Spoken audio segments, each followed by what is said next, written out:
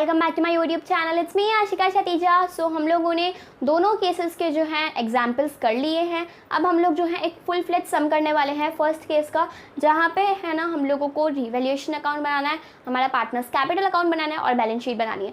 Okay, सो हम लोग जो है सेम केस वही रहेगा जहाँ पे हम लोग न्यू पार्टनर का जो कैपिटल है वो लाएंगे on the basis of the old partners capital. Okay, ये केस तो आप रट चुके होंगे, ठीक है, इसको कैसे सॉल्व करते हैं, इसके स्टेप्स क्या होते हैं, क्योंकि मैंने 2 वीडियोज़ में इसके बारे में इंट्रोडक्शन दिया हुआ है अच्छे से। ओके, सो आज हम लोग फुल फ्लेज सम करने वाले हैं और यहाँ पे हम लोग न्यू पार्टनर का कैपिटल जो है ओल्ड पार्टनर्स के कैपिटल के बेसिस पे लाएंगे। तो सबसे पहली चीज़ यहाँ पे मैं आपको एक बार क्वेश्चन रीड कर लेती हूँ। A and B are the partner sharing profits and losses in the ratio of 3:2। So यहाँ पे ए और बी जो है 2 पार्टनर्स हैं और इनका प्रॉफिट शेयरिंग रेशियो 3:2 है। They admit C as a new partner from 1st April 2019. They decided to share future profits. अब इनका न्यू रेशियो भी दिया हुआ है विच इज़ 4:3:3। तो सबसे पहली चीज़ तो हम लोग को सेक्रीफाइसिंग रेशियो फाइंड आउट कर लेना है। Okay, their balance sheet as 31 March 2019 is given below. Balance sheet दी हुई है हम लोगों को और इसके जो है हम लोगों को 6 एडजस्टमेंट्स दिए हुए हैं। ओके, सबसे पहला एडजस्टमेंट्स क्या लिखा हुआ है, सी कंट्रीब्यूट्स प्रपोर्शनेट कैपिटल, यानी कि सी जो है वो अपना कैपिटल लाएगा और जो है 60% ऑफ गुडविल जो है वो कैश में लाया, यानी कि बाकी की जो 40% है वो हम लोग को उसके करंट अकाउंट में से माइनस कर देनी है। ओके, उसके बाद लिखा हुआ है कि हम लोग को गुडविल कैसे वैल्यू करनी है। उसके बाद हम लोग को लैंड और बिल्डिंग जो है उसको अंडर वैल्यू करना है, स्टॉक को ओवर वैल्यू करना है। बहुत ही इजी एडजस्टमेंट्स है, अच्छे से ध्यान दोगे इजीली आपको कंप्लीट हो जाएगा ये आंसर और बैलेंस शीट भी मैच कर जाएगी। ओके, तो सबसे पहली चीज़ हम लोग को सेक्रीफाइसिंग रेशियो फाइंड आउट करना है। सेक्रीफाइसिंग रेशियो हम लोग को कैसे फाइंड आउट करना है, ओल्ड रेशियो दिया हुआ है 3/5, ठीक है, न्यू रेशियो दिया हुआ है 4/10, 5/10 का LCM 10, 3 2 6 -4 2/10। Sacrificing amount of A and B का देख लेते हैं 2/5 -3/10, 5 और 10 का एलसीएम 10, 4 - 3 इसका जो है। सो हम लोग का जो सेक्रीफाइसिंग रेशियो आ रहा है ए और बी का वो है 2:1। ओके, उसके बाद यहाँ पे हम लोग को लिखा हुआ है कि हम लोग को गुडविल कैसे वैल्यू करनी है। पहले हम लोग वर्किंग नोट्स कर लेते हैं। ओके, सो गुडविल हम लोग को कैसे वैल्यू करनी है, यहाँ पे लिखा हुआ है कि जो गुडविल है फर्म की, जो गुडविल है firm's goodwill is equals to twice of super profit. अब आपने अगर गुडविल चैप्टर जो है किया हुआ हो तो आपको पता होगा कि सुपर प्रॉफिट हम लोग कैसे निकालते हैं। सुपर प्रॉफिट क्या होता है, जनरली हमारा जो एवरेज प्रॉफिट होता है उसमें से अगर हम लोग जब नॉर्मल प्रॉफिट को माइनस कर देते हैं तो हमारे पास जो है सुपर प्रॉफिट आ जाता है। ठीक है, तो यहाँ पे हम लोग को 2 प्रॉफिट फाइंड आउट करने पड़ेंगे गुडविल को फाइंड आउट करने के लिए। First is average profit, second is normal profit. Okay, so average profit कैसे फाइंड आउट करते हैं ये तो हम सबको पता ही है। और यहाँ पे हम लोग को अगर हम लोग एडजस्टमेंट के अंदर देखें तो यहाँ पे हम लोग को नॉर्मल प्रॉफिट ऑलरेडी दिया हुआ है। ठीक है, सो 4,80,000, 9,30,000 एंड 13,80,000, इन तीनों को अगर हम लोग ऐड कर देंगे, ठीक है, और डिवाइड बाय 3 कर देंगे तो हमारे पास जो है एवरेज प्रॉफिट जो है वो आएगा 9,30,000 और नॉर्मल प्रॉफिट ऑलरेडी हमको क्वेश्चन के अंदर दिया हुआ है विच इज़ 5,30,000। सो अगर हम लोग सुपर प्रॉफिट देखें तो सुपर प्रॉफिट इन दोनों को माइनस करने के बाद आएगा 4 लाख। ठीक है, और क्या लिखा हुआ है हमारे फर्म की गुडविल कैसे आएगी, 2 इंटू सुपर प्रॉफिट। सो 4 लाख इंटू 2 कर देंगे तो 8 लाख, यानी कि फर्म की गुडविल की वैल्यू कितनी आएगी, 8 लाख आएगी। ठीक है, अब फर्म की गुडविल की वैल्यू अगर हमारी 8 लाख आएगी तो हमारे न्यू पार्टनर जो है वो कितनी गुडविल लाएगा, सो 8 लाख इंटू 3/10 इंटू कितने परसेंट लाएगा वो, 60% लाएगा। ठीक है, तो इंटू 60/100। ठीक है, so 8 lakh into 3 into 60 divide by 100 divide by 10। Okay, so यानी कि वो लाएगा गुडविल जो है 1,44,000, बट एक्चुअली में उसको कितनी लानी थी। सो अगर हम लोग को टोटल उसकी देख लें तो 8 लाख इंटू 3 डिवाइड बाय 10, सो 2,40,000 उसको एक्चुअली में लानी थी। ठीक है, बट वो लाएगा खाली 1,44,000। तो जो रिमेनिंग 96,000 है वो हम लोग उसका क्या करेंगे, हम लोग वो 96,000 जो है उसके करंट अकाउंट में से माइनस कर देंगे। ओके, तो यहाँ पे हम लोग का जो 60% जो वो गुडविल लाया था उसको हम लोगों को पार्टनर्स के बीच में डिस्ट्रीब्यूट करना है।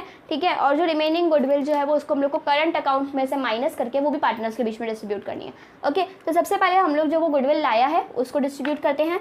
सो 1,44,000 इंटू 2 डिवाइड बाई 3, तो 1,44,000 इंटू 2 डिवाइड बाई 3 में बाय PFG यहाँ पे लिख दो।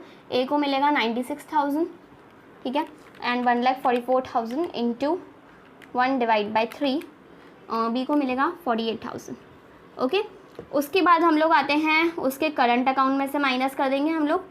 करंट अकाउंट में से कितने माइनस करेंगे? 96,000, बिकॉज उसको अगर जो है हम लोग का फर्म का गुडविल की वैल्यू आई थी 4 lakh, 4 lakh into 3 divide by 10 which is 2,40,000। सो 2,40,000 उसको गुडविल लानी थी, बट वो ओनली 1,44,000 लाया, क्योंकि उसने क्या बोला था कि वो 60% लाया है। ठीक है, सो 2,40,000 में से खाली वो 1,44,000 लाया, दैट मीन्स कि वो खाली 96,000 जो है गुडविल नहीं लाया। तो 96,000 का जो अमाउंट है वो हम लोग पार्टनर्स के करंट अकाउंट में से माइनस कर देंगे। ठीक है, और वो जो है दोनों ओल्ड पार्टनर्स के बीच में डिस्ट्रीब्यूट हो जाएगा। ठीक है, सो 96,000 इंटू 2 डिवाइड बाई 3, तो 64,000 जो है ए को मिलेगा, एंड 96,000 डिवाइड बाई 3 जो 32,000 है वो मिलेगा बी को। ओके, उसके बाद सेकंड एडजस्टमेंट के अंदर हम लोग को जो है गुडविल कैसे वैल्यू करनी थी वो एडजस्टमेंट दिया हुआ था। Third adjustment is land and building was found under valued bye 1 lakh. Land और बिल्डिंग जो है उसकी वैल्यू जो है हम लोगों ने 1 लाख से कम लिखी है, अंडर वैल्यूड यानी कि 1 लाख से हम लोगों ने कम लिखी है। एसेट्स में भी हम लोग लैंड एंड बिल्डिंग के अंदर एडजस्टमेंट करेंगे, एज वेल एज यहाँ पे रिवैल्यूएशन अकाउंट में भी क्रेडिट साइड पे लिखेंगे, क्योंकि लैंडर बिल्डिंग यानी कि क्या होता है? एसेट्स होता है, और एसेट्स अगर उसकी वैल्यू बढ़ती है एसेट्स की तो हम लोग हमेशा क्रेडिट साइड पे लिखते हैं। ठीक है, सो लैंड एंड बिल्डिंग की यहाँ पे हम लोग अमाउंट लिख देंगे 1 लाख। ठीक है, और बैलेंस शीट के अंदर हम लोग को ओल्ड बैलेंस शीट के अंदर अमाउंट लिखा हुआ था 60,000, तो यहाँ पे न्यू बैलेंस शीट के अंदर आ जाएगा 1,60,000, क्योंकि उसकी हम लोग वैल्यू 1 लाख से बढ़ा दी। Okay, fourth adjustment is stock was found overvalued by 31,000। Undervalued मतलब कि हम लोगों ने उसकी वैल्यू 1 लाख से कम लिखी है, ओवर वैल्यूड यानी कि हम लोगों ने उसकी वैल्यू 31,000 से ज़्यादा लिखी है। ठीक है, सो स्टॉक की वैल्यू हम लोगों की जो है 31,000 हम लोगों ने ज़्यादा लिख दी है, तो एक्चुअली में स्टॉक की वैल्यू कम होनी चाहिए, एसेट्स की वैल्यू कम हो रही है, तो क्या लिख देंगे हम लोग? डेबिट साइड पर स्टॉक अकाउंट अमाउंट लिख देंगे 31,000, और बैलेंस शीट के अंदर हम लोग को स्टॉक का अमाउंट लिखा हुआ है 90,000, सॉरी 3 लाख। ठीक है, सो 3 लाख यहाँ पे हम लोग को लिखा हुआ था, और यहाँ पे हम लोग लिख देंगे 2,69,000 एक्चुअल अमाउंट। 3 लाख में से 31,000 आप माइनस कर दोगे तो 2,69,000 आएगा। Okay, fifth is provision for doubtful debts is to be made equal to 5% of the debtors. ठीक है, सो यहाँ पे हम लोग को अगर डेटर्स का अमाउंट अगर हम लोग देखें तो हम लोग को 1 लाख दिया हुआ था, जिसमें से पीडीडी जो है हम लोगों ने 10,000 का बनाया हुआ था। सो 1 लाख पे 5% कितना होता है? 5,000, और इन लोगों ने कितना बनाया हुआ है? 10,000 का। जब हम लोग को पीडीडी की ज़रूरत खाली 5,000 की है और हम लोग बना रहे हैं 10,000 के, ठीक है, तो हम लोग क्या कर देंगे? उस 10,000 में से 5,000 जो है वो कम कर देंगे। ठीक है, सो पीडीडी मतलब लाइबिलिटीज़, एंड लाइबिलिटीज़ की वैल्यू कम हो रही है तो हम लोग लिख देंगे क्रेडिट साइड पे, सॉरी पीडीडी 5,000। ठीक है, और यहाँ पे हम लोग डेटर्स का एक्चुअल अमाउंट लिख देंगे 1 लाख था, उसमें से 5,000 माइनस कर देंगे तो 95,000। पहले हम लोगों ने 10,000 माइनस किया हुआ था क्योंकि हम लोगों ने 10% पे बनाया हुआ था, बट इन लोगों ने क्या बोला? 5% पे बनाना है, तो हम लोगों ने जो है 5,000 ही कम किया 1 लाख में से। ओके, और यहाँ पे हम लोगों ने क्रेडिट साइड पे इसलिए लिखा क्योंकि हम लोगों ने जो 5,000 जो हम लोगों ने कम किया, तो इसका मतलब क्या होता है कि लाइबिलिटीज़ की वैल्यू हम लोगों ने कम कर दी, एंड लाइबिलिटीज़ की वैल्यू कभी भी कम होती है तो वो डिवैल्यूएशन के क्रेडिट साइड पे आता है। Claim on account of workman compensation is 11,000। So workman compensation हम लोग को एक रिजर्व दिया हुआ था जिसके ऊपर जो है क्लेम आया है 11,000 का। ठीक है, सो वर्कमैन कंपनसेशन रिजर्व हम लोग को 20,000 का दिया हुआ है, जिसमें से 11,000 का क्लेम है। तो सबसे पहली चीज़ तो हम लोग इसको लाइबिलिटीज़ के अंदर जो है रिकॉर्ड कर देंगे। ठीक है, 20,000 में से 11,000 का जो क्लेम है, बाकी के जो 9,000 है वो हम लोग पार्टनर्स के बीच में डिस्ट्रीब्यूट कर देंगे। So by workman compensation reserve 9,000 into 3 divide by 5। अब ये जो वर्कमैन कंपनसेशन रिजर्व्स होते हैं, इन्वेस्टमेंट फ्लक्चुएशन रिजर्व्स होते हैं, ये जो भी जनरल रिजर्व वगैरह होता है वो ओल्ड पार्टनर्स के बीच में डिस्ट्रीब्यूट होता है और ओल्ड प्रॉफिट शेयरिंग रेशियो में डिस्ट्रीब्यूट होता है। ओके, सो यहाँ पे हम लोग का जो WCR है वो हमारे ओल्ड पार्टनर्स का जो प्रॉफिट शेयरिंग रेशियो है विच इज 3:2 उसमें डिस्ट्रीब्यूट होगा। ठीक है, सो यहाँ पे 9,000 इंटू 3 डिवाइड बाई 5 5,400 जो है किसको मिलेगा? ए को मिलेगा, एंड 3,600 जो है वो मिलेगा बी को। ओके, सो एडजस्टमेंट्स यहाँ पे हमारे ख़त्म हो गए।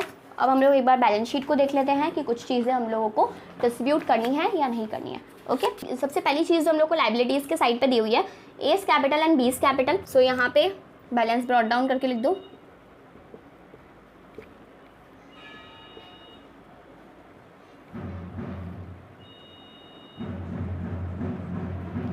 उसके बाद यहाँ पे हम लोग को वर्कमैन कंपेंसेशन रिजर्व लिखा हुआ था जो हम लोगों ने ऑलरेडी सॉल्व कर दिया।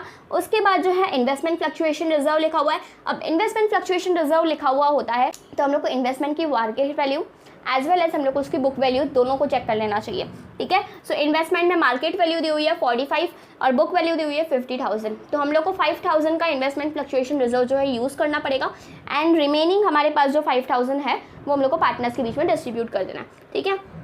सो यहाँ पे बाय इन्वेस्टमेंट फ्लक्चुएशन रिजर्व, ठीक है। सो 5,000 इंटू 3 डिवाइड बाय 5 क्या हो जाएगा, 3,000 जो है ए को मिलेगा एंड रिमेनिंग 2,000 जो है बी को मिलेगा, ओके।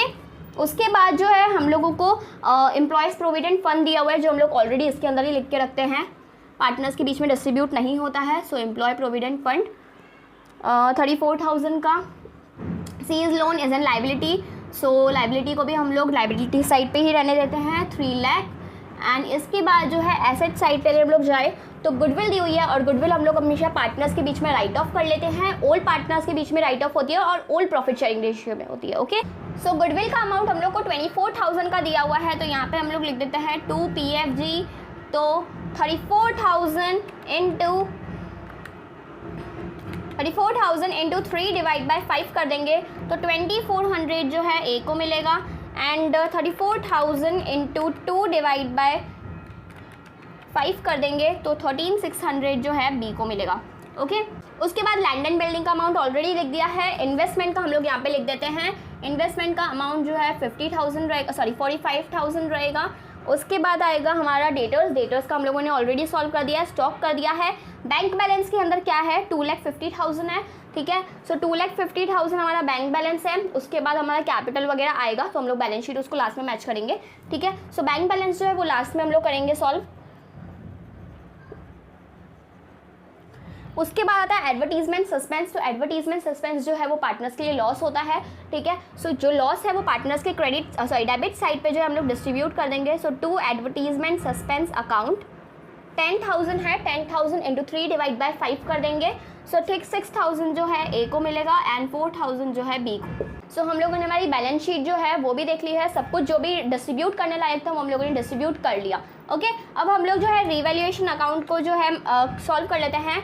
1 लाख प्लस 5,000 माइनस 31,000 कर दे तो 74,000 जो है वो हमारा क्या होगा, प्रॉफिट होगा, ठीक है। सो जो प्रॉफिट ऑन रिवैल्यूएशन वो क्या है हमारा है 74,000। अब 74,000 जो है वो पार्टनर्स के बीच में डिस्ट्रीब्यूट होंगे ओल्ड प्रॉफिट शेयरिंग रेशियो में और ओल्ड पार्टनर्स के बीच में। तो 74,000 इंटू 3 डिवाइड बाय 5। सो यहाँ पे अगर हम लोग लिख दें बाय प्रॉफिट 44,400 जो है ए को मिलेगा एंड 74,000 इंटू 2 डिवाइड बाय 5 29,600 जो है वो बी को मिलेगा, ठीक है। सो यहाँ पे हम लोगों ने प्रॉफिट्स भी डिस्ट्रीब्यूट कर दिया। 74,000 जो है हमारा रिवैल्यूएशन का प्रॉफिट आया था। सो 1,05,000 एंड 1,05,000, ओके। सो अब हम लोग को अगर सी का कैपिटल निकालना है, सी कितना कैपिटल आ रहा है वो निकालना है, तो हम लोग को क्या करना पड़ेगा, पार्टनर्स का बैलेंस क्लोज डाउन निकालना पड़ेगा। सो जो ओल्ड पार्टनर्स हैं उनके कैपिटल का बैलेंस क्लोज डाउन निकालने के लिए हम लोग जो है पहले बैलेंसिंग कर देंगे।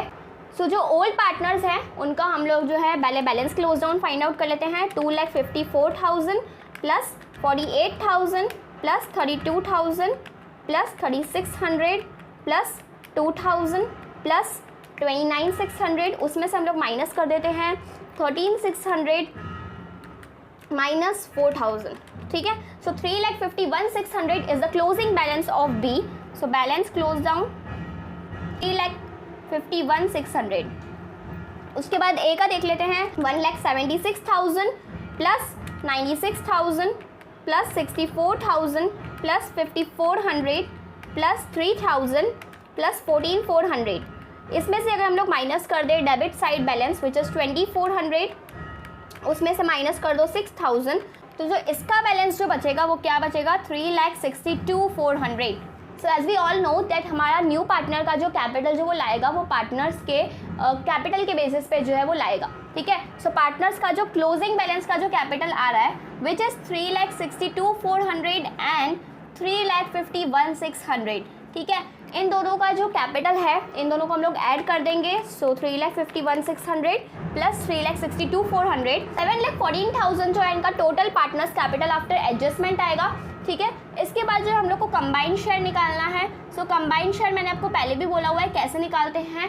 Total profit share which is 1, उसमें से हम लोग अपने जो न्यू पार्टनर है उसका शेयर माइनस कर देंगे। 3/10 था उसका शेयर। ठीक है, तो जो कंबाइंड शेयर आएगा वो क्या होगा, 7/10 होगा। ठीक है, तो मैंने क्या बोला था, the total partners capital which is 7,14,000 into reciprocal of combined share. So into 10 divide by 7 into 10 divide by 7 कर देंगे। सो 10,20,000 जो है वो हमारे पूरे फर्म का टोटल कैपिटल है। ओके, सो 10,20,000 हमारे फर्म का टोटल कैपिटल है। अब इस टोटल कैपिटल जो है हमारा उसमें से हम लोग हमारे न्यू पार्टनर के शेयर को मल्टीप्लाई कर देंगे। So into 3 divide by 10 into 3 divide by 10 करेंगे। सो 3,06,000 जो है हमारा न्यू पार्टनर कैपिटल लाएगा। ओके, सो आई होप आपको समझ में आ गया होगा कि कैसे हम लोगों ने न्यू पार्टनर का कैपिटल निकालना, दोनों का कंबाइंड शेयर निकाला, उसके बाद दोनों का कंबाइंड एडजस्टेड कैपिटल निकाला, उसके बाद हम लोगों ने रेसिप्रोकल किया उसके कंबाइंड शेयर को और मल्टीप्लाई किया उनके टोटल कैपिटल आफ्टर एडजस्टमेंट्स के साथ। तो हमारे पास टोटल कैपिटल मिला। टोटल कैपिटल को हम लोगों ने न्यू पार्टनर्स के शेयर के साथ मल्टीप्लाई किया तो हमारे पास न्यू पार्टनर कैपिटल आया। ओके, सो यहाँ पे हम लोग को एक और चीज़ ऐड कर देनी है विच इज़ बाय कैश। यहाँ पे आप सी में लिख देना 3,06,000। इसके बाद हम लोग को तीनों पार्टनर्स के टोटल कैपिटल अकाउंट लास्ट में लिख देना। ओके, सो अब यहाँ पे हम लोग लाइबिलिटीज साइड पे लिख देते हैं तीनों पार्टनर्स की कैपिटल। ठीक है, ए का था 3,51,600, सॉरी ये बी का था ना, सो बी का था 3,51,600, ए का था 3,62,400 और सी का आया 3,06,000। ठीक है, तो टोटल हमारे पास कितना कैपिटल आया, 10,20,000। ओके, सो यहाँ पे हम लोग को बैंक बैलेंस फाइंड आउट कर लेते हैं। सो बैंक बैलेंस हम लोग को बैलेंस ऑलरेडी दिया हुआ था 2,50,000। उसके बाद वो कितना कैपिटल आया, 3,06,000। उसके बाद गुडविल का अमाउंट विच इज़ 2,40,000, इसको ऐड ऑन कर लेते हैं। तो 7,96,000 जो है हमारे बैंक का बैलेंस आया। ठीक है, अब हम लोग बैलेंस शीट को टैली कर देते हैं कि हमारी बैलेंस शीट का टोटल अमाउंट कितना आ रहा है।